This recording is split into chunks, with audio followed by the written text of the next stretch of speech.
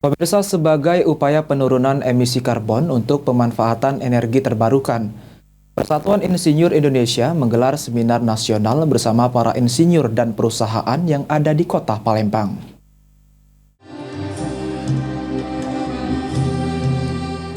Persatuan Insinyur Indonesia Cabang Kota Palembang menggelar seminar nasional sebagai bentuk sosialisasi kepada para insinyur yang ada di Kota Palembang dan juga menjalin kerjasama dengan perusahaan dan perguruan tinggi yang ada di Kota Palembang.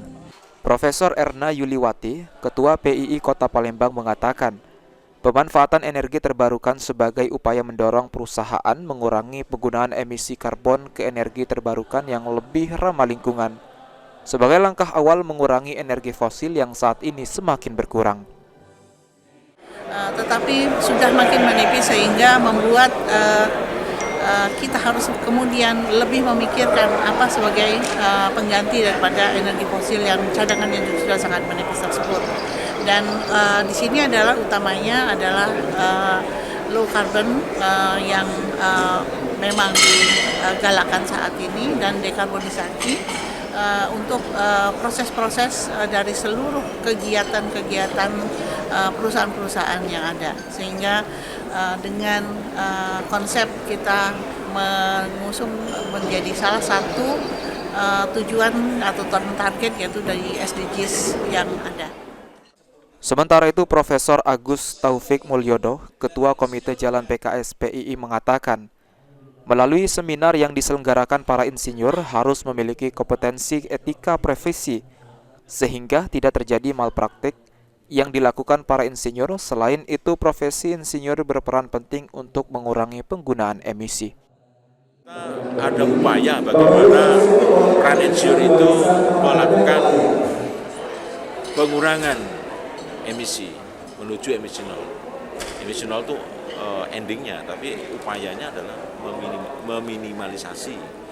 Nah, peran insinyur itu ada di regulator, ada di eksekutor, dan ada juga yang tidak kalah penting, bagaimana peran insinyur mengedukasi masyarakat untuk bisa bersama-sama memahami program pemerintah, memahami program kita semua kemanusiaan untuk meminimalisasi emisi. Direktur Utama PT Pusri, Dakoni Khotob, dengan adanya seminar yang dilakukan PII, dapat membuka peluang perusahaan untuk kerjasama dengan insinyur untuk pengembangan pengetahuan, reasons, dan aplikasinya, terutama berkaitan dengan penggunaan energi ramah lingkungan. Energi itu sudah merupakan kewajiban ya, apalagi ini sudah menjadi Paris Agreement 2015, itu kesepakatan negara-negara dunia. Jadi ini bahkan sudah diundang-undangkan oleh pemerintah. Jadi Pusri bagian daripada industri, bagian daripada perusahaan sudah pasti akan mengikuti regulasi tersebut, apalagi akan ada pajak karbon dan seterusnya. Tapi sebelum itu diterapkan, kita sudah mempersiapkan secara sukarela.